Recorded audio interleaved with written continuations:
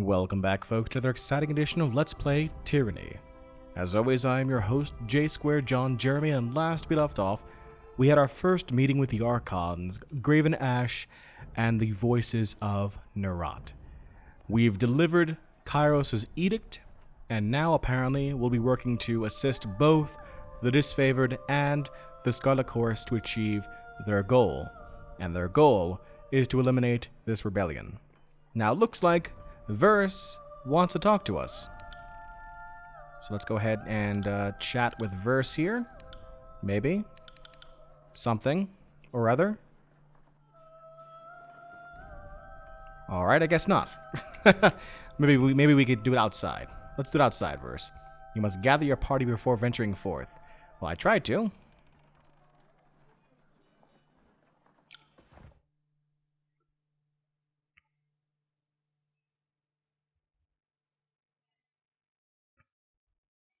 Let's see what we have going on here now. All right. Verse wants to chat. How did you do that? Verse looks at you with a quizzical expression. Do what? Back in the Archon's war tent, you cast an edict as casually as reading a supply shipment. How did you do that? Well, I've done it before. You cast the Edict of Fire on the Vellum Citadel. I heard about it. How Kyros' anger raised a volcano from under the sage's own fortress. That was some impressive work. That was me, all right. Well, call me impressed. Considering that you've read the words of Kyros more than once, I'm surprised that you're even alive to tell of it. Your vocal cords should have turned to ash by now. I'm not trying to make you feel uncomfortable. It's just worth recognizing what you've done. Not only are you Tunan's Fatebinder, you're the mouthpiece of the Overlord. It gives me plenty of reason to stick around. You're going places, and I want to see where they lead. If you say so. I have some questions about you. What do you need? Tell me something about yourself. If you insist. I'm a Scarlet Fury. That should raise some flags for you. It means that I'm good at killing, and more importantly, that I enjoy it. What I won't enjoy are the pleasures of funerary rites packed with weeping mourners. Someday I'll fall in battle, and then they'll roll me into a mass grave or heap me atop a shit-stained wagon. One more anonymous, knife-riddled piece of meat. Until then, I plan to take whatever I can from life and have a little fun along the way. Speaking about life, what was your life like before the chorus? Life? What life? As far as I'm concerned, I didn't exist before the chorus. There was some girl on a farm wearing my face and talking with my voice, but she wasn't me. Sometimes she would sneak out at night, take a scythe, and have some fun with the livestock. Our shared interests began and ended there. Oh, Verse, kind of strange. When the Scarlet Chorus swept through my village on their long trek from the bastard city, that was when I finally woke up.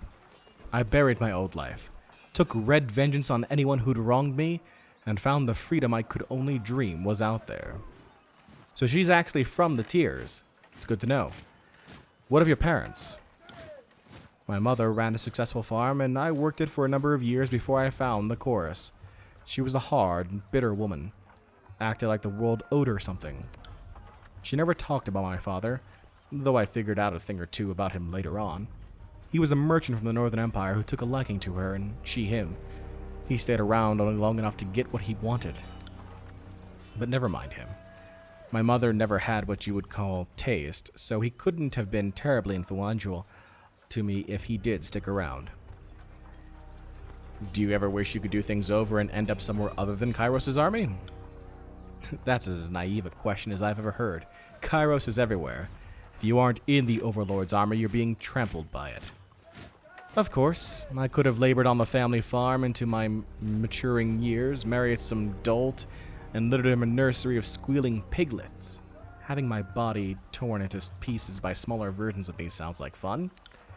Then one day, when I decided enough was enough, I'd slit my husband's throat over breakfast and run off to join the chorus anyway. My way saved a lot of time. Verse, smooths back the feathers in her hair and shakes her head with a smile. You're a killer, better to stick with the chorus. I think you could have given that life a chance. Like me, for example. My diplomat life was out into the wilds, really. I wasn't forced into the army, I joined it willingly. So, Verse could have done something a bit different. Maybe given a separate life a chance. Then you don't know me at all, Fateinder. She huffs and shakes her head. Apparently I gained fear with Verse. So loyalty 2, fear 1. How did you get conscripted? How did I? I think you have the wrong idea about me. The chorus didn't take me as a sobbing maid. I strode into their camp and enlisted. Someone tossed me a dented blade. I lived through initiation, spent a week butchering my neighbors, and moved on with my new kin. I didn't waste time with goodbyes. My mother had long since died, and the rest of my family were louses. The girl I used to be, even she knew that she was worth more than all of them combined. What is the significance about your feathers? Verse loyalty 2. We are getting awfully chummy, so I guess you deserve a story. My mother kept a messenger bird, Witterbeak. He was an angry old bastard, spoiled from living the high life. Squawked in my window every single night. Pecked my fingers while I fed him only the fattest, juiciest mice. When I left the farm to join the Scarlet Chorus, I wrung that ungrateful little fucker like a dish rag, plucked his feathers, and gave his carcass to the mice. It felt like justice. She slides a crimson feather from her hair and spins it in her fingers. I also like how the feathers catch the breeze. Helps me keep my balance, especially when I'm moving fast. She slips the feather among the others and smooths it back. Enough questions about your past.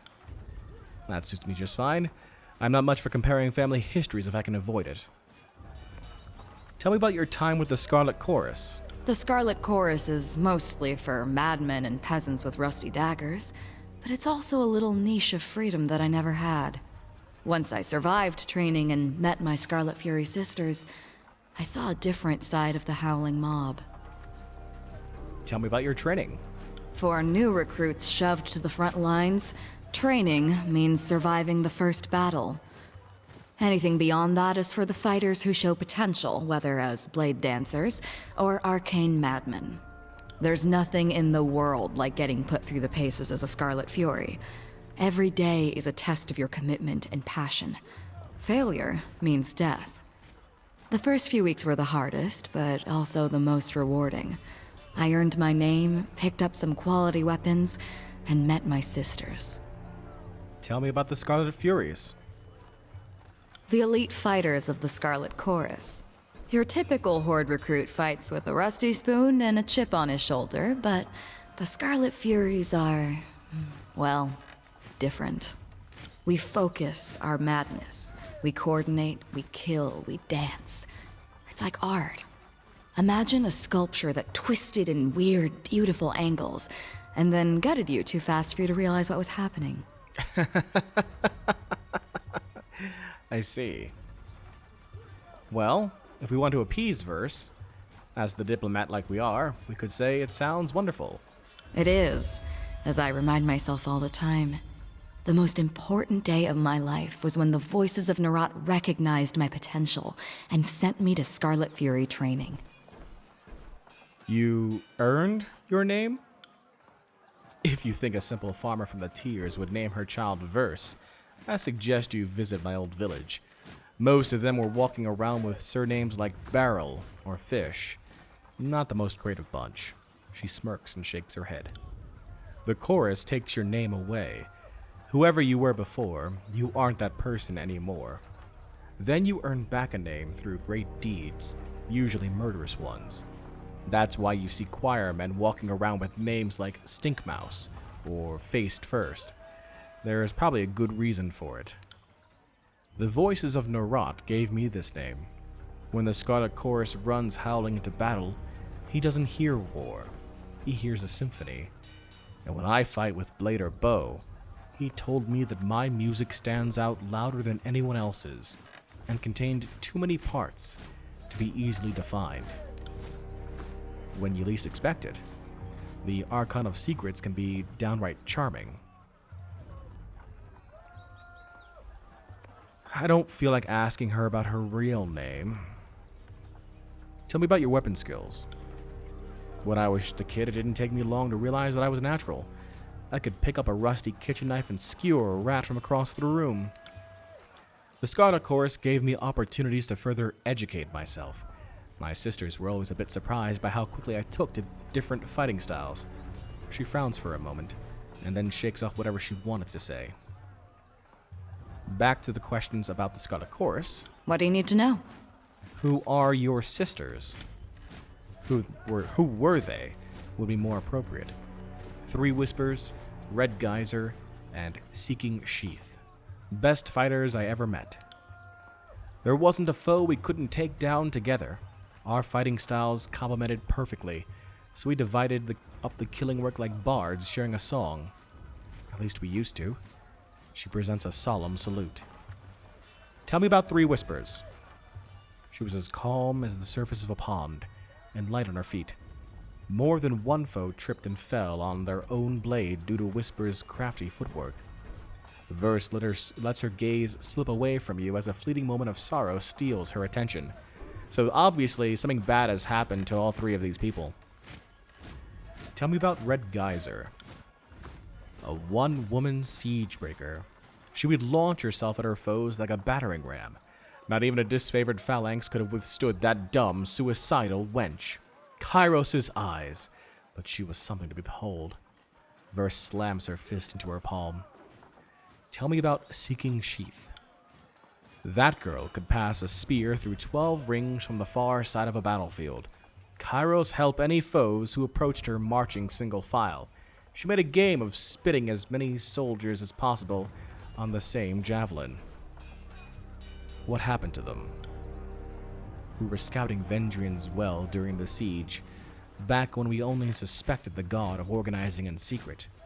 My sisters and I came upon a group of them, or Kyros knows, maybe they found us. No one said anything. We drew iron and bronze. That was when everything went wrong. I was supposed to take point and occupy the guard with a dance of blade work. Something disorienting while my sisters picked their marks. I hesitated. I lost my nerve. Instead of rushing the Oathbreakers, I froze with my weapon drawn. My sisters fought on without me, but they were off balance, like whatever I had was catching. They died. I lived. My sisters were relying on me to lead the dance, and I failed them. It's understandable caution stayed your hand. Your actions were inexcusable for a fighter of your station. What would she want to hear right now? I don't think she'd be one for pity. I don't think Verse likes that. Your actions were inexcusable for a fighter of your station. You're absolutely right. If I had witnessed the same in one of my sisters, I might have even killed her for endangering the rest of us. Good thing for me that they didn't get the chance. She chuckles, but there's no humor in it. Hesitation is a rot. It's unbecoming of any chorus member, and unheard of in a Scarlet Fury. I would cut it from my body and cauterize the wound if I only knew its source. She grimaces once more and turns inward, contemplating. Any thoughts on the topic? Or are we just here to open old wounds? Any idea why you lost your nerve in battle? I wish I had an explanation.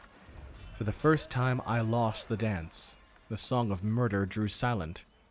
Instead, there was only rigid, organized control. I had more questions about your sisters. I guess I didn't. What do you need to know? Who are the Scarlet Chorus leaders? Well, the voices of Narad is the spider at the center of the web. He acts like the army belongs to him, and he only lends it to Kyros because it suits his purposes, both of which are true. The rest are all offshoots of the voices, like the Fifth Eye. Once you get down to the rank and file, the Scarlet Chorus organize around a motley bunch of gang bosses who call the shots. What do you want to know? Tell me about the voices of Narat. He's a madman, but that never stopped me from following his orders. Even in a legion as cutthroat as the Chorus, you know better than to get on the voice's bad side. People who cross him, or just people he meets, don't tend to survive the experience. If he ever seems disorganized or lost, it's because he's channeling one of the personalities he's devoured over the years. His mannerisms shift over to someone else, someone who's probably long since dead. Better to die than become part of the voices. Through powers you can't begin to understand, the voices of Narat steals the minds and knowledge of his victims. You know this happened often during the campaign against the Tears. What he gains from this ability, beyond his apparent madness, is anyone's guess. You know better than to ask him about it directly. What makes the voices of Narat so powerful? He's the Archon of Secrets, and he didn't earn that title lightly. People say that he knows more than every sage in the Tears combined, and that he can think 1,000 steps ahead of the other Archons. It would be putting it lightly to say he's never alone under that disapproving helmet of his. If you make secrets your business, I guess having people constantly whisper in your ear is a good thing. I usually want people to shut up, but to each their own. Tell me about the Fifth Eye. A walking nightmare, that one. I couldn't begin to guess who lives under that armor and speaks with that reedy voice, but I'll tell you what I know. When your world is built on secrets, it pays to have a few extra eyes. The voices of Narat has eyes in abundance, some that he keeps close, and others that he sends out in the wilderness. Whoever the Fifth Eye was before he came into the Archon's service, now he's just a half-mad jabbering speech hole, a bodily function. In other words, an eye. Wait, Narat's eyes are people? Maybe they used to be people. Whatever they were, they're eyes now. Folks like to whisper that the voices of Narat takes his servants and cuts out all the extra parts they don't need. She makes a quick snipping gesture with her fingers. I heard the voices in the Fifth Eye in a tent together. The voices kept screaming, "Redundancies! Redundancies!" every time another gout of blood would spray on the canvas walls. I can't even guess what he was cutting out. How many eyes does the Archon of Secrets have? The number keeps changing, either because it grows or because rumors don't mean shit. 3, 7, 19. Some even say that all of us are eyes and we don't even know it. She shakes her head in thoughtful disapproval. It's one of those questions that drives you mad if you allow yourself to think about it for too long. Hey, you could be one of Tunon's eyes. Bet you never thought of that. Back to my other questions. Tell me about the gang bosses. A boss is anyone who can rally enough support to kill the previous boss. They cling to command until someone gets wise and stabs them in the back. Tipcap leads the Filthy Lambs, Lox leads the Rusted Harps, Sharp used to lead the Bone Boys, couldn't say where he ended up after they broke his legs. Waterwheel odors around the Hairy Hunters, Halls for Shit leads the Lazy Malkins, then Scurvy Queen, Finger Food, and Wild Gash collectively lead the Ladies of Perpetual Strangulation. I'm forgetting at least a dozen more. I've even led a gang or two in my day. They never survive very long, so no point in getting attached. You led a gang? Don't act so surprised. I can crack a whip better than any of those daisies at the disfavored labor camps. But I was never interested in that struggle of power, of those grunts and scabs in the middle. I wanted to stand on the top like an apex predator. Here I am. So when I got tired of a gang, I disbanded and let the other bosses fight over the new recruits. That much amused me, at least. Some of my old mates are still alive and hanging around wherever they end up. Back to my questions. Before, you hesitated when you brought up your fighting styles. Why?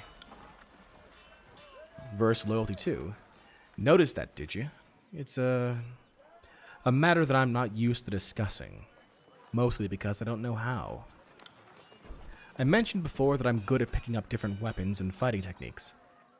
The truth is, I'm better than good.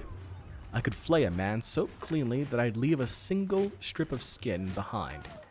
He wouldn't even need to be tied down. That was one of the first things I discovered about myself after joining the Scarlet Chorus. The voices of Narat recognized it in me as well, which is why he singled me out for Scarlet Fury training. Go on. My sisters were the masters of their fighting forms, but since they died, my style has changed, almost like I can kill as they did. I can pick up a bow, a lance, anything really. I could tear someone to pieces with a weapon that I only watched my sisters use. I don't know what it could mean, and that worries me. What do you need to know? Apparently I have thoughts about your combat abilities. Do you now? Call me intrigued. You already know that I memorized the moves of my Scarlet Fury sisters. If it seems like a total mystery to me, I don't know how you could have arrived at any conclusions, but I'm open to ideas. Your talent reminds me of the voices of Narat. We have that option because we have Lore 37. We don't have enough subterfuge, so we can't answer with that question, or with that response. I hope I didn't hear you say that, Fateinder, because the implication is more than either of us is prepared to handle. The voices of Narat is a monster. We both know that Tyranny has never seen a creature more despicable than him. Never mind that he's kind of my boss. I'm not comparing you to the voices, only this talent you exhibit. My little talent that latches onto my friends and bleeds them dry, you mean? Because I never asked for it. I've traveled with the chorus for years. I've seen what the voices can do, and it scares me, all right? The idea that everything I am could be reduced to that. If I had that kind of power, if I could become like him, I don't know how I could live with myself. I'd rather drown myself in a camp latrine. Why such an aversion? Because the voices isn't... I mean, can you even call him human anymore? Everything I am has led me to this point. I joined the chorus, fought to survive, grew stronger than I ever knew I could be. I never needed to steal anything that made me, me. I don't want to be better by being someone else. The Voices is stronger than anyone and terrifying enough to lead the chorus, but he's also an overgrown parasite. And someday he'll stuff himself so full of voices that he'll burst. You don't have to become like him. Just be selective. I'm sure he had the same idea when he got started. But you know what they say about power? It's usually wielded by assholes. Apparently we got a reputation ability. You've gained enough reputation to unlock a new ability. Open the reputation UI by pressing R to see the new ability available to your character. Most factions have abilities your character can acquire as you build reputation with them. In order to acquire these abilities, you must build enough favor or wrath with the faction. Reputation abilities are only granted to your character, not to other party members. My sisters died. Oh, you should have seen us. We were amazing together. I didn't mean to take away what made them special, but I did it all the same. And let me tell you, it felt terrible. If I lived a century, I might never figure out how to make that happen again. And more importantly, I don't want to. How is it that you picked up your fallen sister's weapon skills? That's been on my mind for some time, and I still don't have an explanation that fits. I have a few ideas, but Verse frowns in deep thought. Scarlet Furies share a link. It's how we coordinate our dance in the heat of battle. We don't pass messages or anything, but our emotions and intentions sync up without words. She starts worrying one of her knives. After a moment, she sighs and slaps the blade back into its sheath. Go on. The one thing I always knew was that I felt this connection more keenly than my sisters did. I could pick up nuances that they missed, and I could feel them from farther away. When my sisters died, I felt each of them getting yanked out of my brain, like someone pulling snails from a garden, but some of their slime residue was still there. Does that make any sense?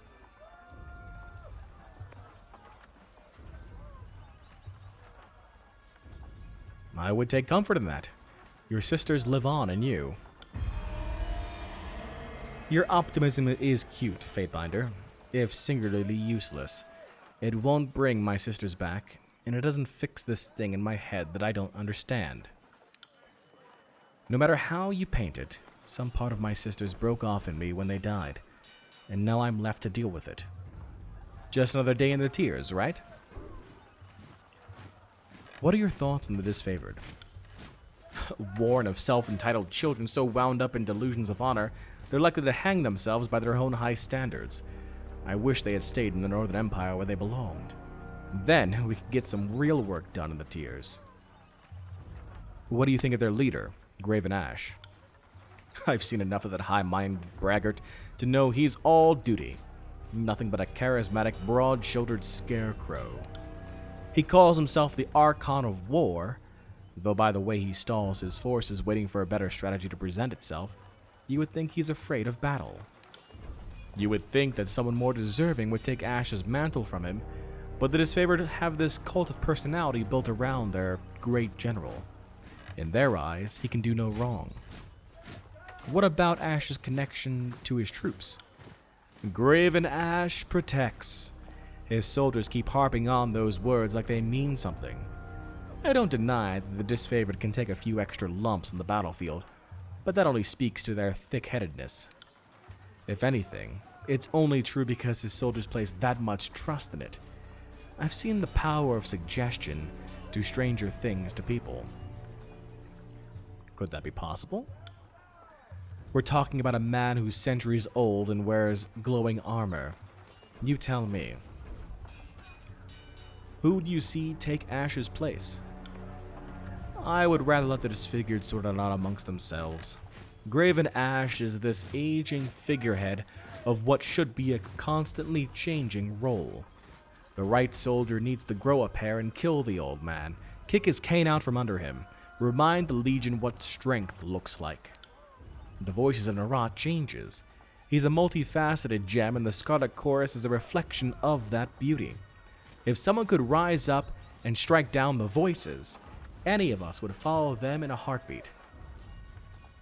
I suppose you have a better idea how to handle the disfavored forces? Of course I do. First, I'd stop babying the troops. Pain is a lesson best learned early. I'd conscript from the locals to bolster the front lines, because why waste your elite on the vanguard? Then I'd leave any misplaced ethics back in the Northern Empire. They're not helping Kyros' campaign anyway, so fuck them. Excellent. You would make them more like the Scarlet Chorus. Would that be so wrong? The Chorus is accountable for itself in ways that the disfavored aren't. Our weak die, and the strong fight to keep their rank.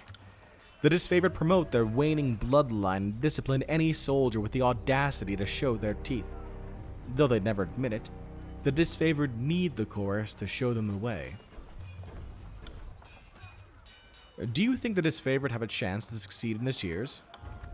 Speaking as one of the exceptions, most of the tiersmen are pushovers. The people of Stalwart seem capable enough, though I have my doubts. You might call them the disfavored's best challenge.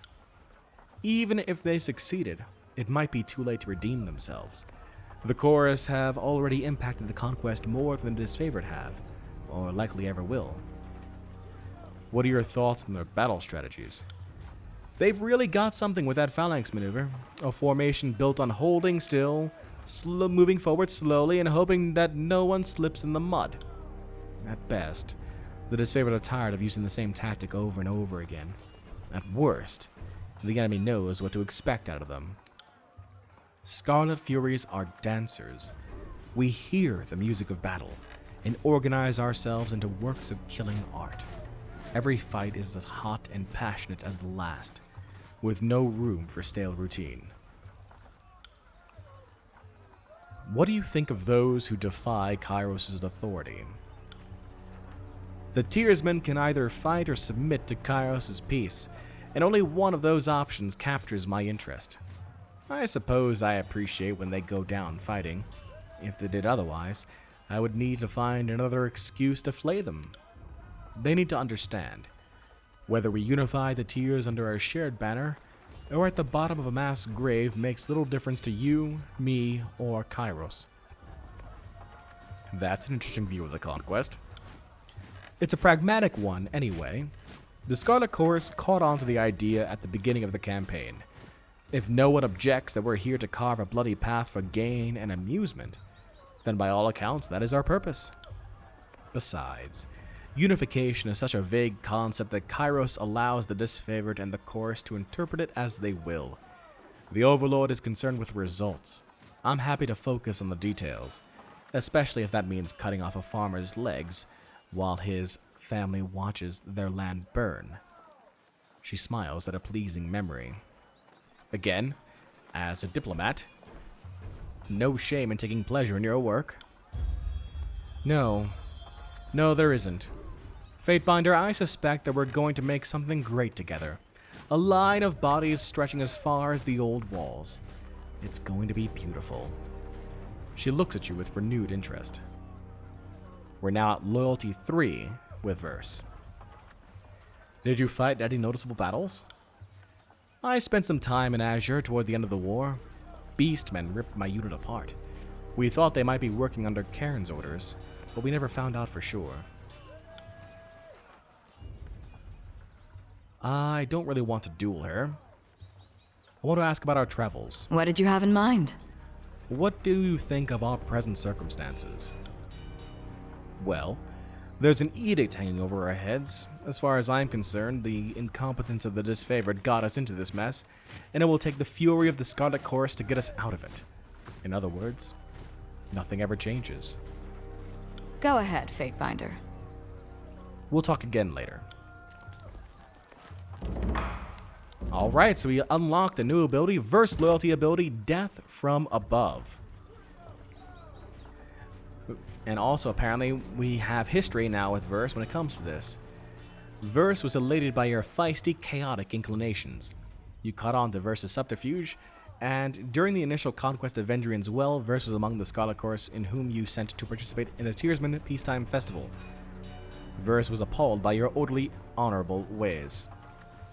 So we're almost about to unlock Loyalty Tier 4, and we're halfway to unlocking Fear Tier 3. Each one of those gives you a different ability. Interesting. So Death from Above. Launch Verse into the air, allowing her to unleash a series of well-aimed arrows into the target from above. Each one of these arrows strikes true and has armor penetration. Excellent. Sounds like a plan. And with that, we're already at time for this episode.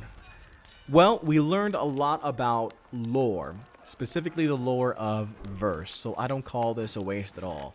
You always want to know more about the game you're playing, and in this case, in a story-based game like this, you want to know more about the companions with whom you're fighting with whom you're shedding blood with.